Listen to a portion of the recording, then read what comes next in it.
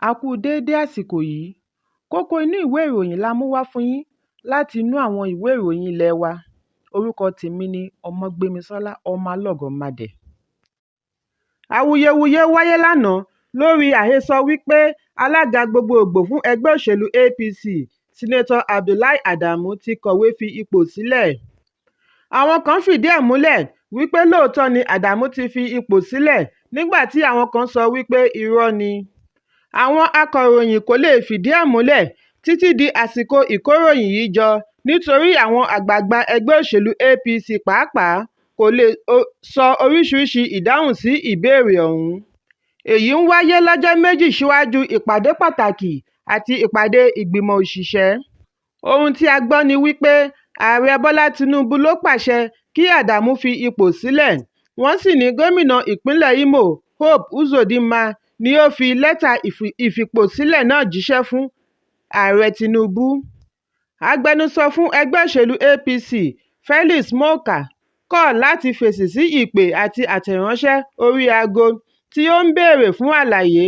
Bákan náà ni adarí ìkéde ẹgbẹ́ Bala Ibrahim sọ wípé òun kò lè sọ bóyá irọ́ ni tàbí òótọ́. Ẹ̀kúnrẹ́rẹ́ ìròyìn yìí wà nínú ìwé ìròyìn Punch tó jáde lónìí. Àjọ tó ń gbógun ti egbògi olóró National Drug Law Enforcement Agency NDLEA ti fi ọwọ́ ṣìkún òfin mú akẹ́kọ̀ọ́ ẹni ọdún 19 Benjamin Daberechi látàrí wípé ó gbìyànjú àti gbé egbògi olóró tí ìwọ̀n rẹ̀ lé ní kìlógíráàmù 7 7.2 kg tí wọ́n dì papọ̀ pẹ̀lú edé sínú àpò nígbà tí ó lọ kàwé ní ilẹ̀ Europe. Ọjọ́rú tí ó kọjá ni a gbọ́ wípé ọwọ́ tó Daberechi ní pápákọ̀ òfurufú Nnamdi Azikiwe ní ìlú Àbújá nígbà tí wọ́n ń ṣe àyẹ̀wò àwọn arìnrìn-àjò ní ẹ̀ka Turkish Airlines. Nínú àtẹ̀jáde agbẹnusọ fún àjọ NDLEA Fẹ́mi Babáfẹ́mi, wọ́n ní nínú ìfọ̀rọ̀wánilẹ́nuwò ni afẹ̀sùnkàn ti sọ wípé òun lọ sí Cyprus fún ìkẹ́kọ̀ọ́. Nínú àyẹ̀wò ni wọ́n ti ṣàfihàn wípé ìyẹ̀fun tí wọ́n rí nínú ẹrù rẹ̀ jẹ́ methamphetamine tí í ṣe egbògi olóró. Àjọ náà ní bákan náà ni wọ́n fi ọwọ́ ṣìkún òfin mú arábìnrin agbẹjọ́rò kan tí ó pe orúkọ ara rẹ̀ ní Ẹbípoládé Helen lẹ́yìn tí wọ́n bá kìlógíráàmù 5 igbó àti squishes onígò 12 ní inú ibùgbé rẹ̀ ní Lẹ́kì, ìpínlẹ̀ Èkó. Ẹ̀kúnrẹ́rẹ́ ìròyìn yìí wà nínú ìwé ìròyìn Punch bákan náà. Bàbá ọmọ ọdún 2 tí a gbọ́ wípé àṣìta ìbọn láti ọ̀dọ̀ àjọ tó ń gbógun ti egbògi olóró NDLEA pa ní Ọ̀pánàm ìjọba ìbílẹ̀ Àríwá Ọ̀ṣímìlì ní ìpínlẹ̀ Delta, Fidelis Omoria ti sọ wípé ìdílé òun nílò ìdájọ́. Ó ṣe àlàyé bí ọ̀kan lára àwọn òṣìṣẹ́ àjọ NDLEA ṣe dojú ìbọn kọ ọ́ tí ó sì halẹ̀ wípé òun yóò mú òun balẹ̀ látàrí wípé òun sọ fún un wípé ìbọn tí wọ́n yìn ni ó pa ọmọ òun. Ọmọ náà, Ivan, ni ó ṣaláìsí ní ilé ìwòsàn ìjọba àpapọ̀ níbi tí wọ́n gbé dìgbàdìgbà lọ lẹ́yìn tí àṣìta ìbọn láti ọ̀dọ̀ àjọ NDLEA bà á níkùn níbi tí wọ́n ti ń lé àwọn elégbògi olóró ní agbègbè náà ní Ọjọ́bọ̀.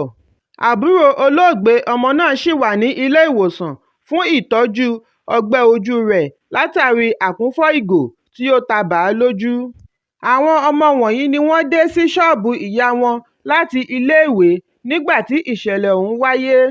Nígbà tí ó ń bá akọ̀ròyìn sọ̀rọ̀, Fidelis, ọmọ ìlú Ubiaja ní ìpínlẹ̀ Edo ṣàlàyé wípé orí kó ìyàwó àti ọmọbìnrin òun yọ nítorí gbogbo wọn ni wọ́n wà nínú ṣọ́ọ̀bù nígbà tí àṣìta ìbọn wọlé ba ọmọkùnrin òun níkùn tí ó fọ́ gíláàsì àti kọ́bọ́ọ̀dù inú ṣọ́ọ̀bù.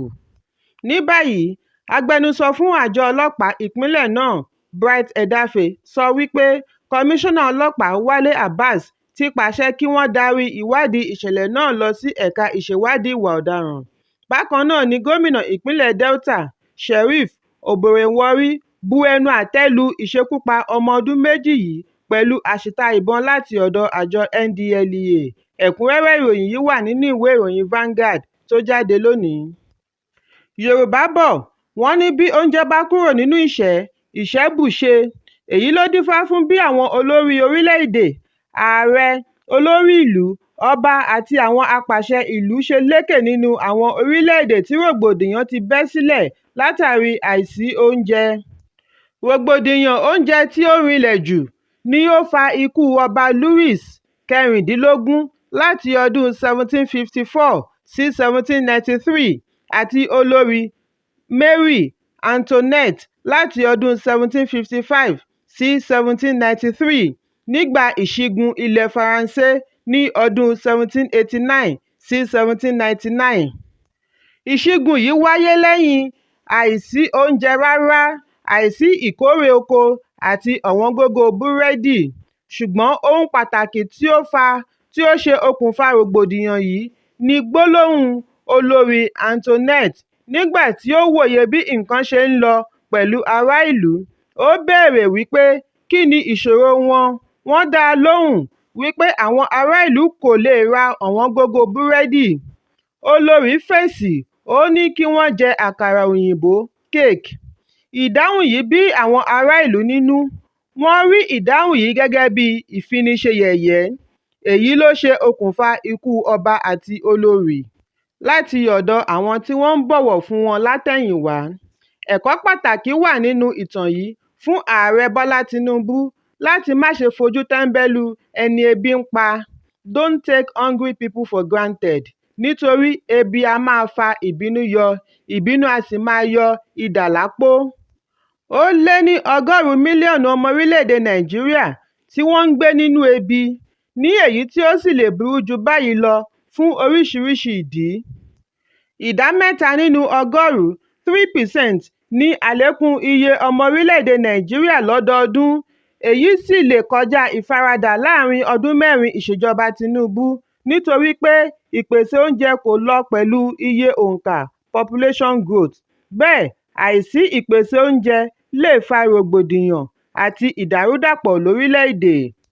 Ọ̀pọ̀lọpọ̀ ìdí tí ìyàn ṣe ń gbáradì lórílẹ̀-èdè bẹ̀rẹ̀ láti ìṣèjọba ọdún 16 Yar'Adua, Jonathan àti Buhari. Èyí tí ó burú jù níbẹ̀ ni àìsí ààbò. Ọ̀rọ̀ pọ̀ nínú ìwé kọ́bọ̀. Ẹ̀kúnrẹ́rẹ́ ìròyìn yìí wà nínú ìwé ìròyìn Vanguard tó jáde lónìí.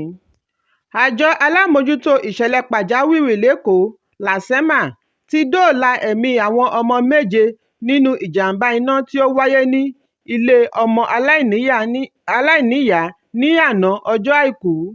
Wọ́n ṣe àfihàn èyí nínú àtẹ̀jáde tí adarí ẹ̀ka ọ̀rọ̀ ará ìlú Nosa Okunbo bu ọwọ́ lù ní òwúrọ̀ òní.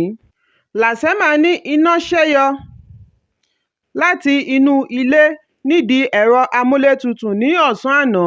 Lójú ẹsẹ̀ ni wọ́n dóòlà àwọn ọmọkùnrin tí ọjọ́ orí wọn wà láàárín ọdún 1 àti ọdún 7, tí wọ́n sì kó wọn sí ilé tí ó wà ní ọ̀ọ́kán ilé ọ̀hún. Bákan náà ni wọ́n kápá iná ọ̀hún pátápátá. Ẹ̀kúnrẹ́rẹ́ ìròyìn yìí wà nínú ìwé ìròyìn The Guardian tó jáde lónìí. Kókó inú ìwé ìròyìn àsìkò yìí kò ní jù báyìí lọ. Ẹ pàdé mi ní ìrọ̀lẹ́ fún àkọ́tún. Kí a tó lọ, ẹ má ṣaláì fi àríwísí yín ránṣẹ́, ìyẹn comment, kí ẹ sì bá wa subscribe sójúnà wa lórí YouTube kí Kókó Inú Ìwé Ìròyìn lè máa tẹ̀ yín lọ́wọ́ ní kíákíá.